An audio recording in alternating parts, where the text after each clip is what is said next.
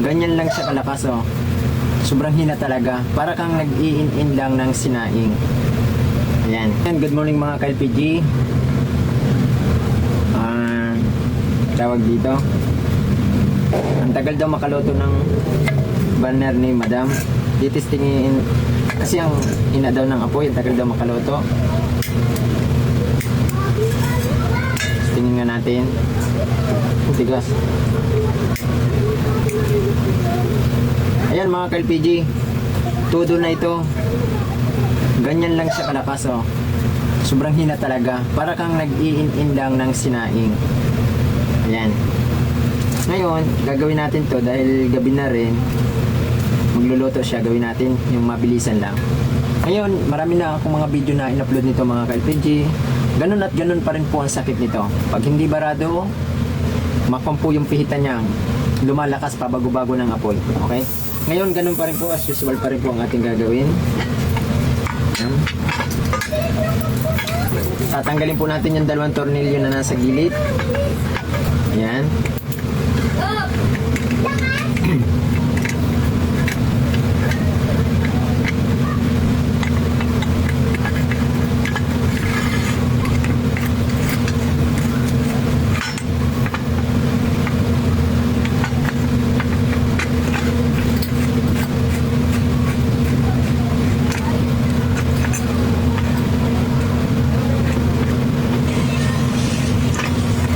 Ayan, pagkatanggal natin mga ka-LPG, ayun, hindi na natin tatanggalin yung asbestos kasi bago pa naman ito. Gagamitan ko lang ito mga ka-LPG ng steel brass muna. Ayan, madumi ito eh. Maaring barado ito mga ka-LPG, or may kaunti lang dumi.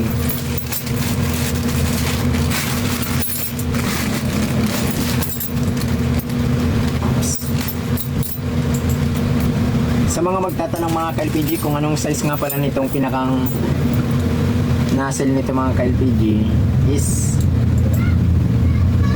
7 lang ito mga ka-LPG sa mga nagtatanong. Okay, tatanggalin natin ito. Ito po mismo ang pinakang nozzle niya. Tanggalin natin siya. Ayan. Para makita natin. At susundutin natin yung maliit na butas. May maliit na butas to dito mga ka-LPG. Kahit maliit lang po na wire. Okay. Itong sa steel brass na itong ginagamit ko, ito po pwede na po dito. Sakto-sakto na ito dito. Ito po ang gagamitin natin dyan. Okay, dahil medyo bago pa itong burner na ito, titestingin natin. Ito mga ka-LPG, tinitestingan ko muna ng gas para matanggal yung dumi dito sa loob. Ayan. Ayan o. Lakas niya. Pag testing natin ito mga ka-LPG, ito nga mga ka-LPG, mas maganda sinasabon para mas maganda. Ngayon, dahil madalian lang ito, susundutin lang natin mga ka-LPG.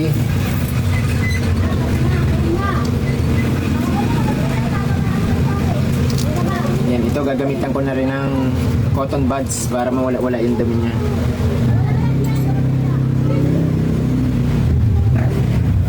Ito mga ka-LPG, oh, yan. Isang hibla lang nito mga ka-LPG, pwede na dyan. Bunutan natin ng isa.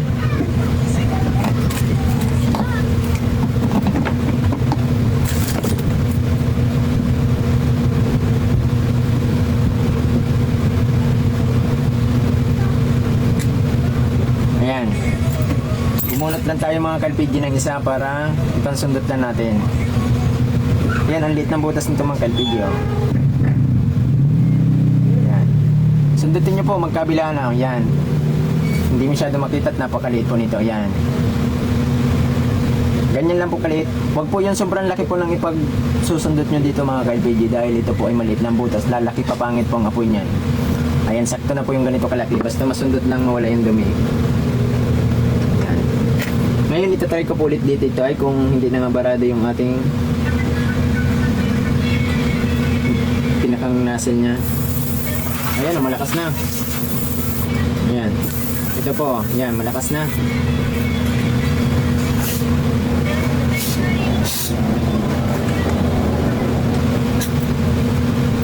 Ayan. Sundutin ulit natin mga ka-LPG para sigurado bago natin higpitan. Ayan. napakaliit lang nito mga ka-LPG yan. Ayan, okay na mga ka-LPG. Ngayon, higpitan natin mga ka-LPG. Yan, inuulit ko mga ka-LPG, 7 ito, yung ating pinang-baklas dito. Yan, saka natin tanggalin mga ka-LPG. Ganun pa rin mga ka-LPG, is napakadali naman itong ikabit na ulit. Pero ito po, madali sa iba. Pero doon sa mga natatakot na magbaklas nito, is madali lang naman mga ka-LPG.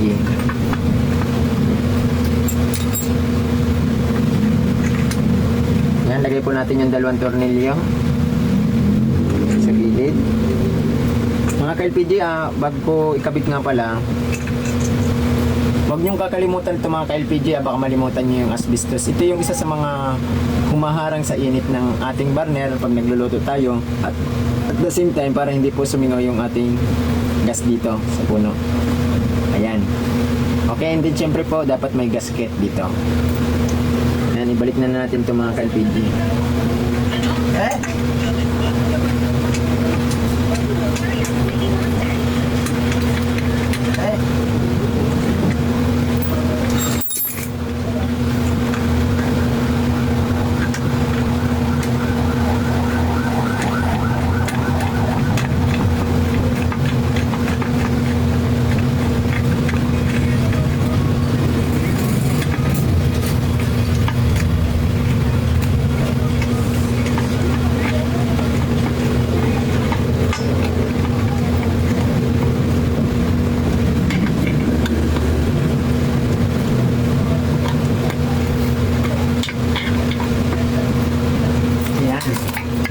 Ngayon mga ka-LPG, titistingin na natin kung gumana ba yung ginawa natin.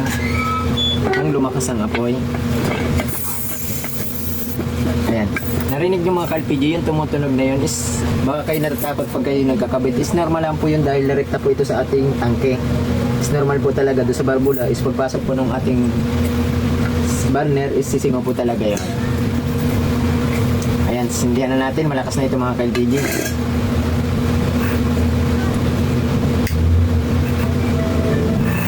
Ay, lakas. Ayan. Napakalakas. Tululaan talagang apoy. Ayan, pero ganyan talaga yung karamihang apoy niya, no? Ganyan po. Ayan. Mga ka-LPG, baka yung iba nagtataka din na mabilis maubos yung gas nyo. Okay, pag ganito ang gamit ng super kalan, isang tips po dito mga ka-LPG, sa paggamit po ng ating burner ng super kalan is, isipin nyo mga ka-LPG ito. Ayan, ganyan kalakas. Ngayon, estimatein nyo lang doon sa ginagamit yung lutuan na mapuno lang po yung puwit ng ating kaldero is okay na po yan. Huwag naman yung sobrang ang lakas ng ganyan, no? Sobrang ang lakas ng gamit nyo. Labaw-labaw na halos doon sa paligid ng kaldero is mabilis talaga siyang maubos. Kaya minsan po na mas ma-manage nyo yung paggamit nyo ng pagluluto, okay? Hindi naman nakukuha yan sa mabilisan na kuwan kasi syempre pag malakas yung bukas mo dito, ang lakas ng sirit ng gas. Ngayon, kung yung saktuhan lang naman, is makakaluto ka din naman yun, okay? Basta sakto lang sa puwit. Kaya minsan, syempre, mabilis tayo makaubos ng gas. Sobra-sobra, hindi na natin nagagamit ng maayos. Ang lakas na nung nasa paligid niya. Yun lang mga ka-LPG at